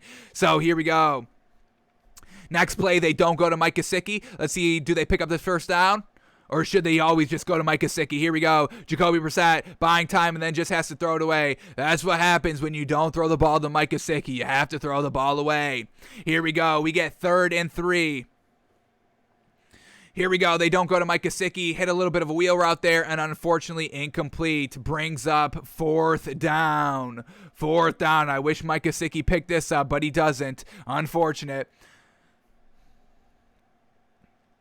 And then it's going to be 4th and 8, false start. Let's see Jacoby Brissett pick this up. And he's going to go to Devontae Parker over the middle of the field. Let's shout out just this real quick. A great job on 4th and 8. Huge clutch ability here by Jacoby Brissett.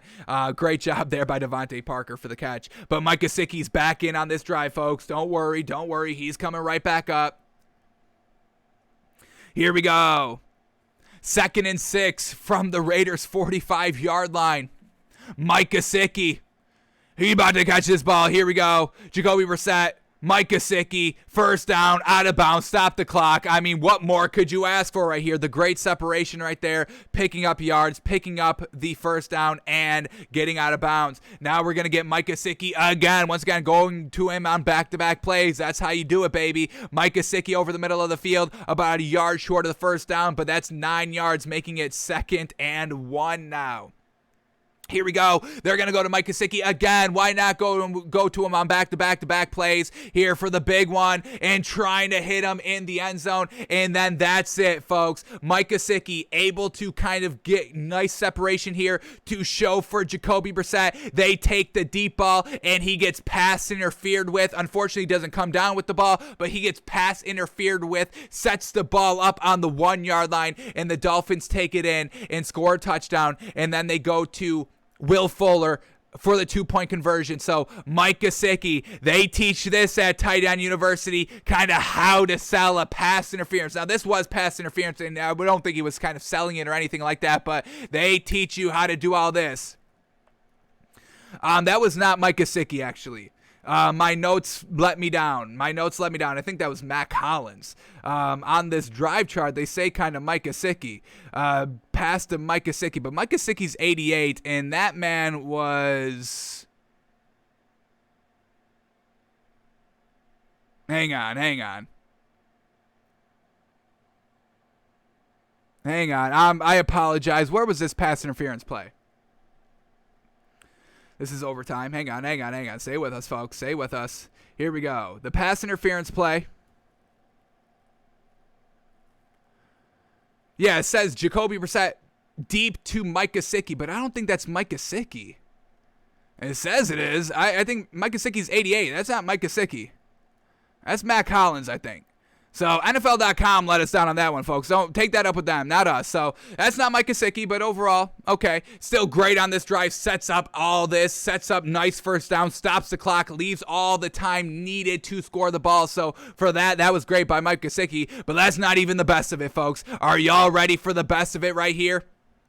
So this is 3rd and 20. 3rd and 20 in overtime. They're down 3 points. They need to score the ball here to either extend the game or win the game. Now, this is not Mike Gesicki right here, but Jacoby Brissett's trying to go to a wide receiver, Devontae Parker, down the field, and this is open. He should catch this, but Devontae Parker, our wide receiver, he can't even be trusted to make the big catch right here. This should be a catch all day, but he tries to bring it into his body instead of going up and catching the ball at the high point. It falls incomplete. So we have to rely on Mike Gesicki to get it done on 4th and 20. We can't rely on anybody else out here. The wide receivers, the running backs, anything like that. We have to call on the great tight ends that always come up in the clutch because that's what tight ends do, baby. That's what they teach there at Tight End University. So here we go, 4th and 20. Game on the line. Jacoby Brissett steps up in the pocket and Mike Gesicki makes an extraordinary catch for about 22 yards, gets out of bounds, picks up the first down, gets the great separation. Look at Mike Gesicki run this route. Run that route. Mike Gesicki gets behind the defenders, and look at that great catch. 2 feet in bounds. Man, oh man. Sets up the game-tying drive right here. Extends the game, everything like that. Huge clutch points here by Mike Gesicki. Just got to use them more, and hopefully they do. So I am going to give them, I know that they lost this game, but they lost in overtime, and they tied it up in overtime, and it was because of Mike Gesicki and all that. So I'm giving Mike Gesicki an A- grade. Absolutely clutch as clutch can be. Wish you would have scored a touchdown. We would have risen it to an A+. If you won the game, we would have risen it to an A+. But overall, an A-. That's nothing to kind of, shake your tail at. So, well done, Mike Gesicki. Absolutely clutch. Absolutely clutch.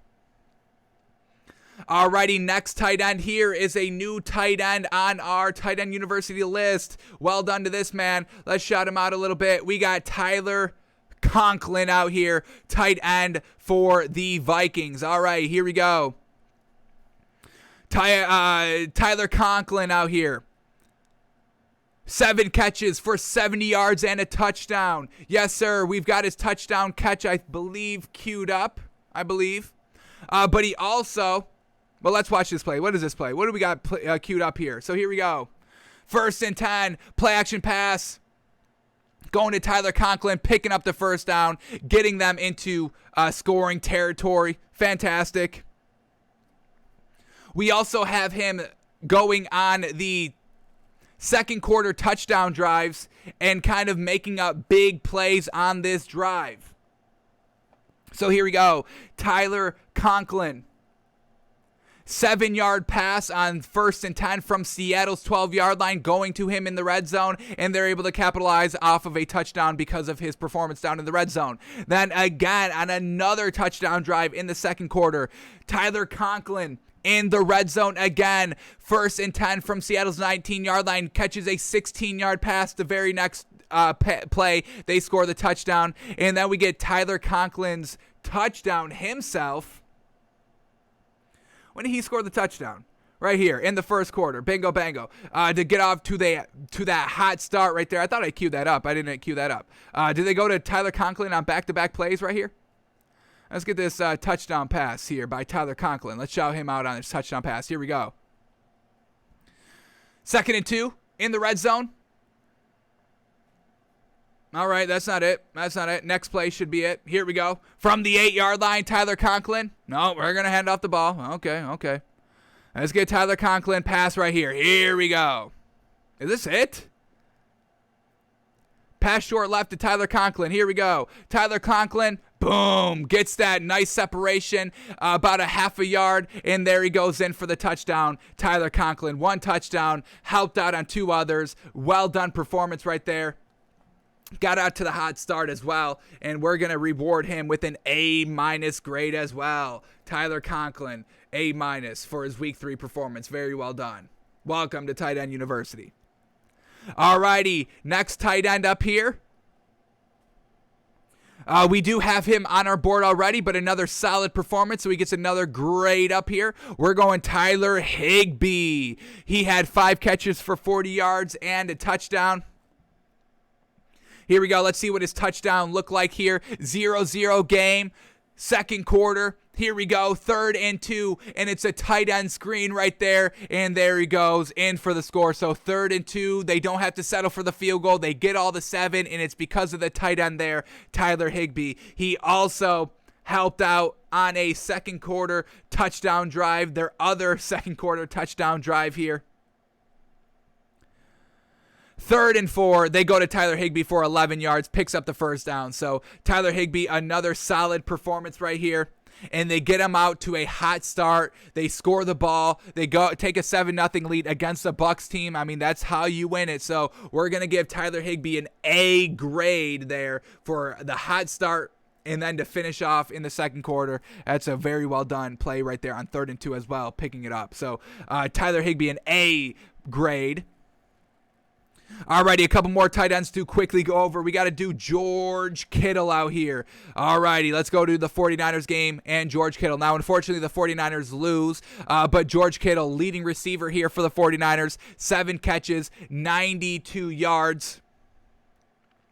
And, just kind of, doing his thing for the entire game, but ends up coming up absolutely clutch right here. So here we go. They're down 6 in the 4th quarter. 2 minutes and 29 seconds left right here. 3rd and 10. And who do you go to on 3rd and 10? You got to go to your tight ends. And there he is, George Kittle, catching it on the first down marker and then taking it another 20 yards down the field, putting them in that prime position to score that touchdown, to tie or to take that 1 point lead. Unfortunately, they squander it, but that was all set up by George Kittle right there. So a great job there by George Kittle. Absolutely clutch. Unfortunately, he didn't score in this game and they end up losing, but that clutch ability right there, we can definitely shout out. So we're going to give George Kittle a B+ grade for his week 3 performance. Well done. All right, we got 2 more to go to, and these both come from last night's game. So let's shout out. We'll start here with Zach Ertz, the tight end for the Eagles. Now, we know both tight ends here for the Eagles were the top 2 leading receivers. Zach Ertz had 4 catches for 53 yards and a touchdown. So let's start here with Zach Ertz's touchdown catch. Is this queued up? Are we queued up for Zach Ertz? No, we are not queued up for Zach Ertz. All right, what is this play? 237, is this right? 41?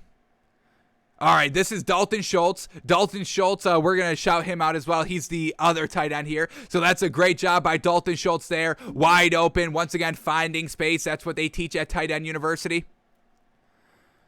I don't know what I did with that Zach Ertz play. Unfortunate. Is this Zach Ertz? This is Zach Ertz. All right, here we go. Is this Zach Ertz? Maybe this isn't Zach Ertz. Jalen Hurts. Oh, yes. There we go. Jalen Hurts, but that's not the Zach Ertz. All right.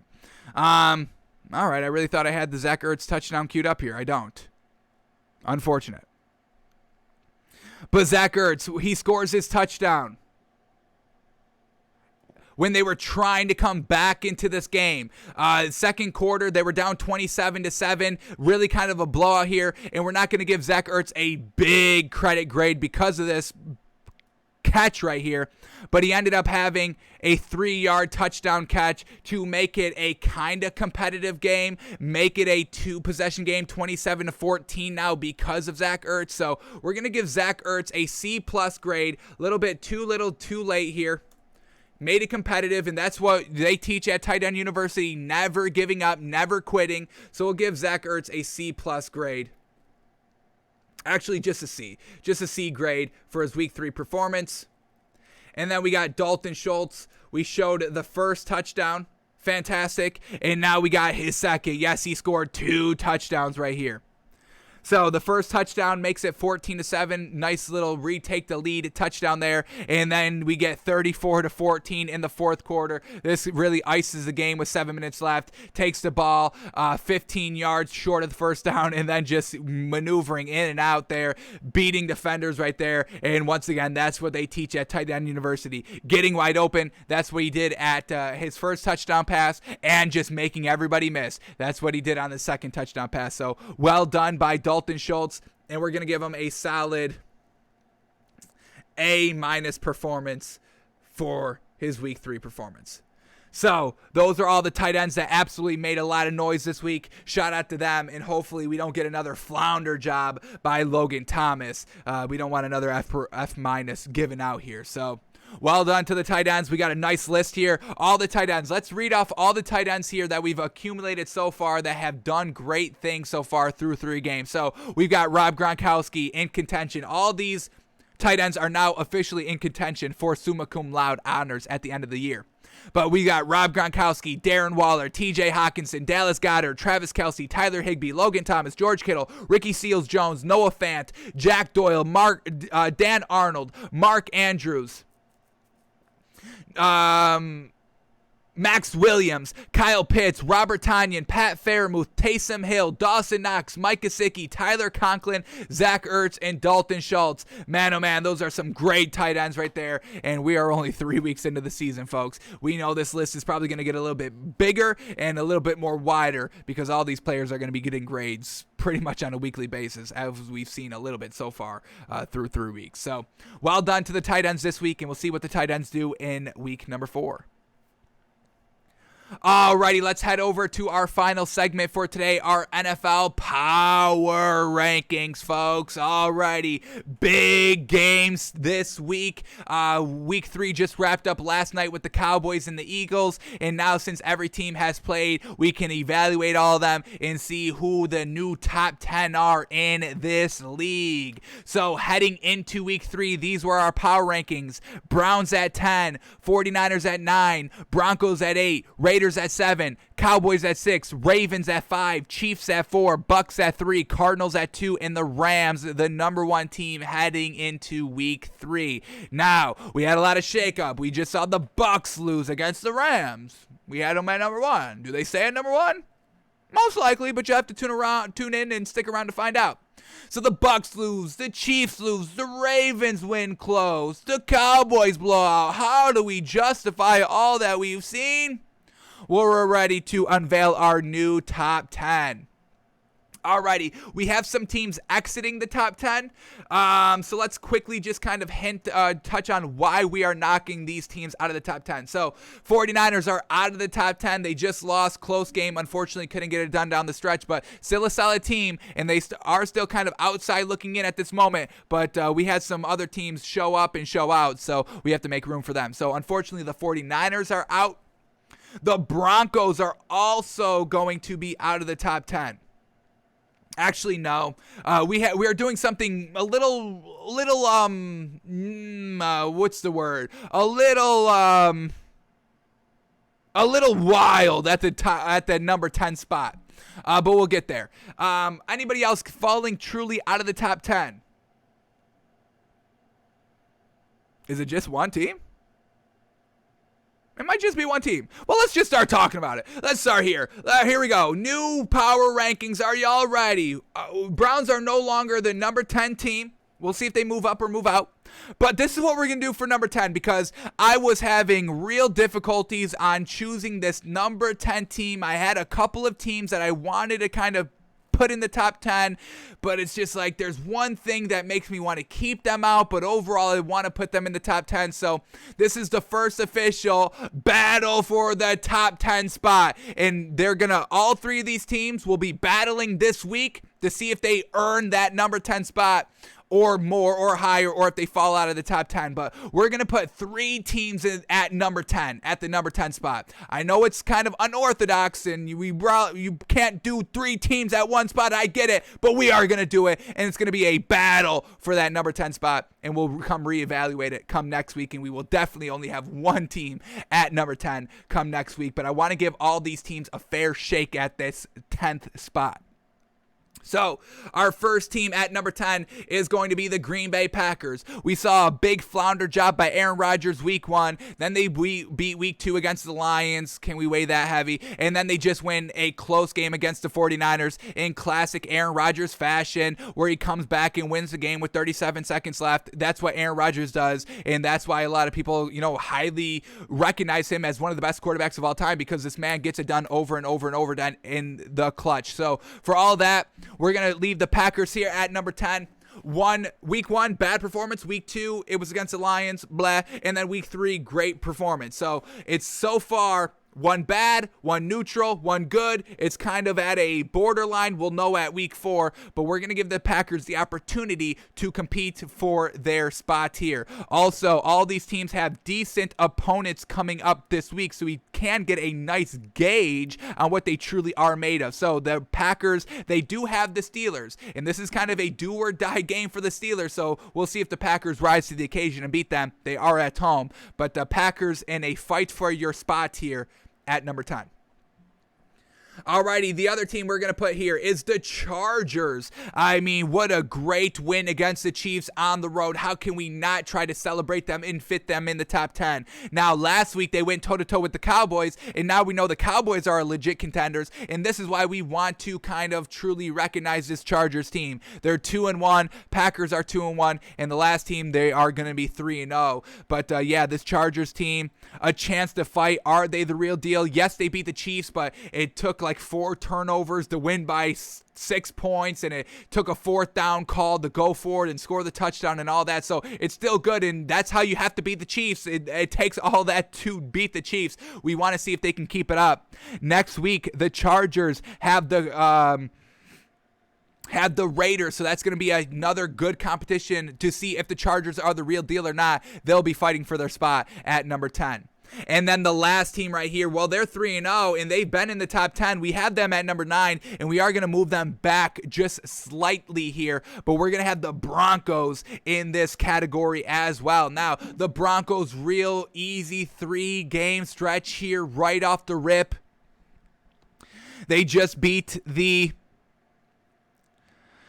they just shut out the Jets, which was absolutely great. I mean, that's absolutely great to shut out a team. That's great, but it's the Jets. And then week 2, the Broncos beat the Jaguars, and it was on the road, and that was a good game. And then week 1, once again on the road, but a lackluster opponent when they had to go, and they did beat the New York Giants. So yes, they're 3-0. Yes, they're looking good, but are they legit? We'll know a little bit more this week when they have to go and face the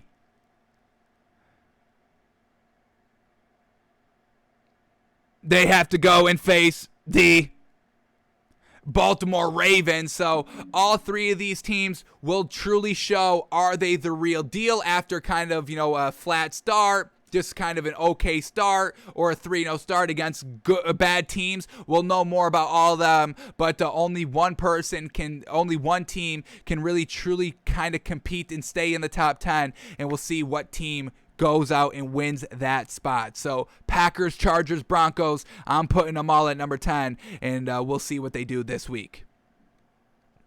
Alrighty.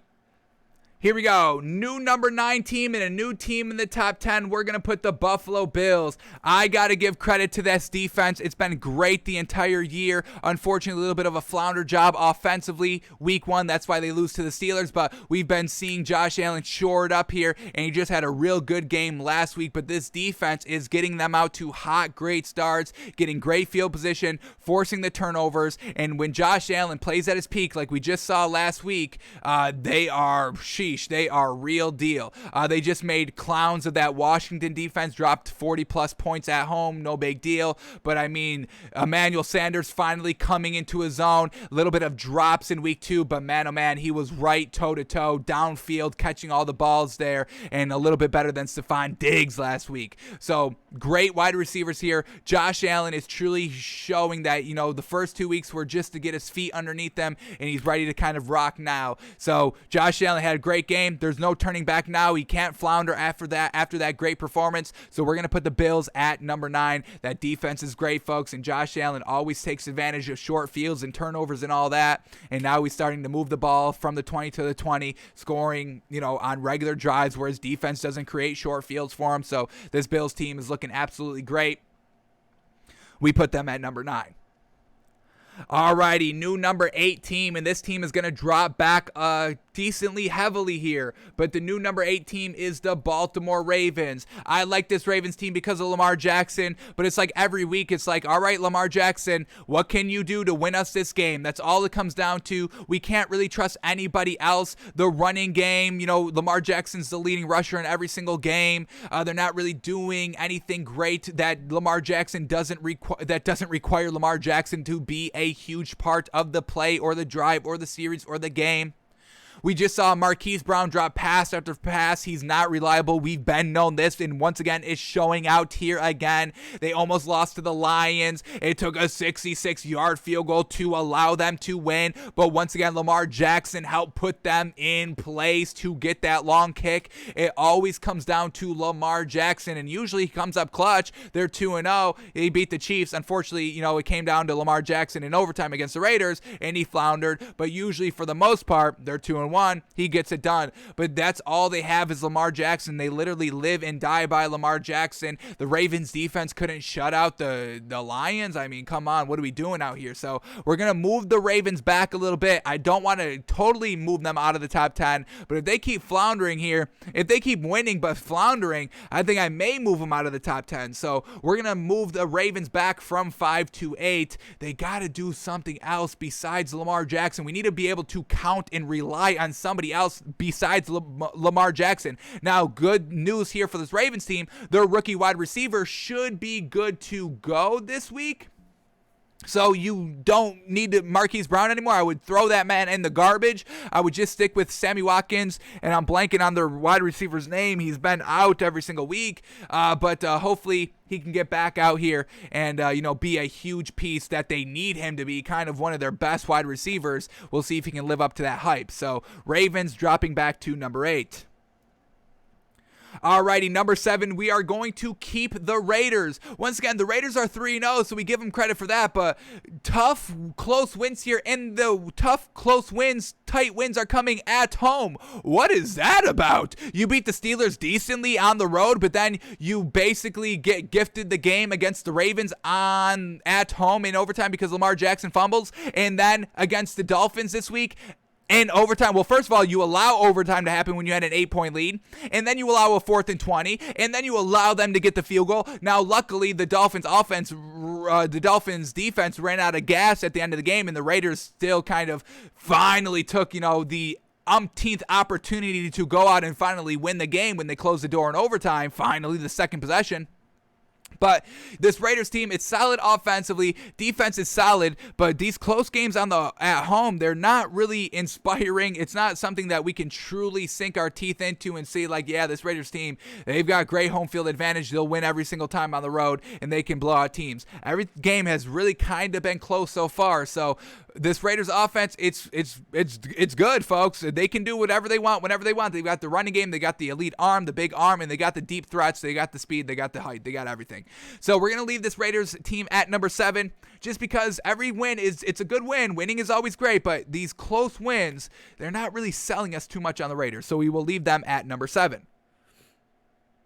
Alrighty, new number 6 team here, and don't worry about the Cowboys, folks. You'll see them later. Don't worry. But we're going to move up this team. We're going to go the Browns. 9 sacks, folks. Can we talk about that? I don't care if it's against Justin Fields, a rookie quarterback, against a bad team, the Bears. I don't care. 9 sacks is 9 mother-loving sacks. Myles Garrett, Jadeveon Clowney, it's just too much. And then Kevin Stefanski playing great, being a great coach and great play caller here for Baker Mayfield in this running game. Oh my God, Kareem Hunt and Nick Chubb. I mean, both rushing for like 80 yards, and then Kareem Hunt like catching another 60 to 80. I mean, this Browns team is truly stacked with weapons. OBJ's first game back, no worries there. He's reacclimated. So this Browns defense is the true best thing about the team, and then the offense is so gosh dang good everywhere that Baker Mayfield just needs to be a game manager quarterback, and that's exactly what he is. And Kevin Stefanski is calling exactly to a T what needs to be called here for this Browns team to have success offensively. So we're going to move the Browns all the way up to number 6 this week from number 10. They've got it, man. They truly have it. And sacking Justin Fields 9.5 times. That's what this Browns defense is all about, man. Alrighty, number 5, new number 5 team up here. We're moving this team back a little bit. We're moving this Chiefs team back one spot from 4 to 5. And the Chiefs, I mean, the great thing about the Chiefs, they always overcome their turnovers. They always kind of get it done at the final drive of the game, and they always win in walk-off fashion with a touchdown or a field goal. Patrick Mahomes always gets them in the clutch, allows them to have a chance to win the game. But so far, these turnovers and then, not being clutch. We get Clyde Edwards-Helaire fumbling at the end of the game in game number 2. They lose the game to the Ravens. Then we get just Patrick Mahomes couldn't get it done in the final drive when they were down 6 points because the Chargers go for the touchdown to make it a 6-point game. So now he has to go down and score a touchdown. And then just unfortunately, you can't clutch it every single time. Nobody has 100% clutch percentage getting it done and winning the game when they're down with the final possession. So we're starting to see kind of Patrick Mahomes kind of turn into a regular person a little bit, and all these turnovers, what the heck. So we know that we've kind of seen this last season as well with the Chiefs, a lot of turnovers, but then they clean it up and then they get to the Super Bowl. So this is going to be kind of a deciding 1, 2, 3 week stretch right here. Are the Chiefs going to succumb to all the turnovers and not clutchability, or do they rise out of that like they always do? But we do have to drop them back for losing to the Chargers at home. Losing the game is never great. All those turnovers is never great. But the fact that they were still in the game, that's what the Chiefs are, folks. So we move the Chiefs back one spot here, and we'll see what happens next week to see if we move them down even more. Alrighty, number 4 team, we're moving this team back one spot. We're going to move the Bucs back from 3 to 2. They just went toe-to-toe with the best team in the league. They lost on the road. They lost by double digits and a little bit of a blowout there. So, Bucs, we know the Rams are better than the Bucs. That's why we had the Rams over the Bucs in our power rankings, duh. And the Rams will still be number 1. That's a spoiler alert, but there it is. They win. They beat the Bucs. Top 5 teams going at each other. Top 3 teams, according to us, coming into this week. And the Rams beat the Bucs. So, that's not that the Bucs are bad. The Bucs just lost to a really great team on the road. Unfortunate. The Bucs are at home. Do they win? I don't think so. I think it's maybe a little bit closer. Maybe they only lose by 3 or 7. But I still think the Rams are overall better than the Bucs. It's Tom Brady. It's Bruce Arians. He didn't have Antonio Brown. I don't know how much that really plays into it. He's still got great weapons everywhere else. This Bucs team is still great. Unfortunately, they just lost to a great opponent, so we have to drop him back a spot.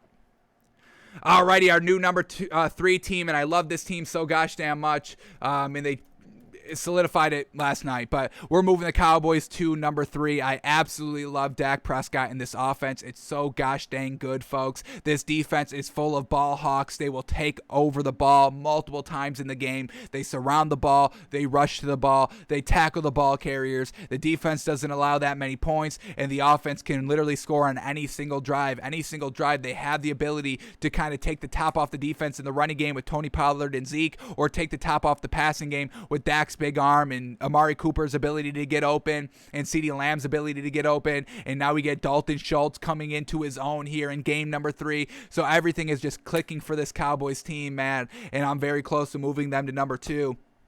We'll see what the Cowboys do next week and this number 2 team does next week. But man, oh man, the leadership, the execution, Dan Quinn's defense is fantastic. They have playmakers everywhere on the field, offensively, defensively, at every single position. Cowboys, man, cannot talk highly about them enough. Cowboys at 3. All right, then Cardinals are going to stay at number 2. Another kind of game on the road where it gets a little wonky, where they're losing and turning the ball over, but then they just stick to the course, and it's Kyler Murray getting it done in the clutch and scoring balls in the third quarter, and then the defense gets some takeaways and some turnovers, which fuels the offense, and they can score at will whenever they want. One big play. They've got all the pieces everywhere. Once again, great athleticism at the quarterback position. Great weapons, DeAndre Hopkins, AJ Green, Christian Kirk. I mean, they've got it all, folks. So Cardinals are still going to stay at number 2. They're 3-0. They're winning games close. They're winning games on the road. They're winning when they're losing down big, when they're turning over the ball, and they have to come together and be flawless for the third quarter onward, and they are showing ways to win games. I think that is absolutely fantastic. And then we just heard from Kyler Murray off of the win against the Jaguars this week. He's like, 2 years ago, last year, we don't win this game, but we've learned how to win. We know how to win. We stay the course. We never kind of get flustered in our poor performances or our lackluster drives or our turnovers or anything like that. We stick to the course. We stick to the game plan, and they get the wins, and Cardinals are going to stay at number 2 because of that.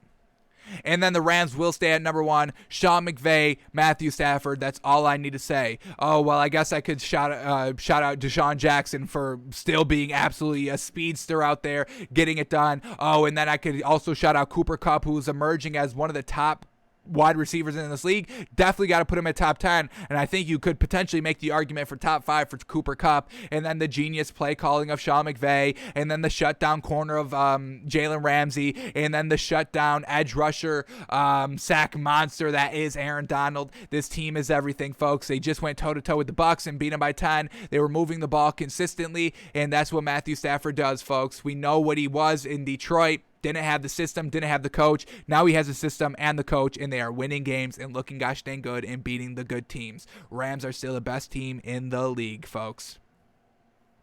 So these are our power rankings heading into week 4. We got Packers, Chargers, Broncos all fighting for that number 10th spot heading into this week. We got the Bills at 9, the Ravens at 8, the Raiders at 7, the Browns at 6, the Chiefs at 5, the Bucks at 4, the Cowboys at 3, the Cardinals at 2, and the Rams still the number 1 team in the league.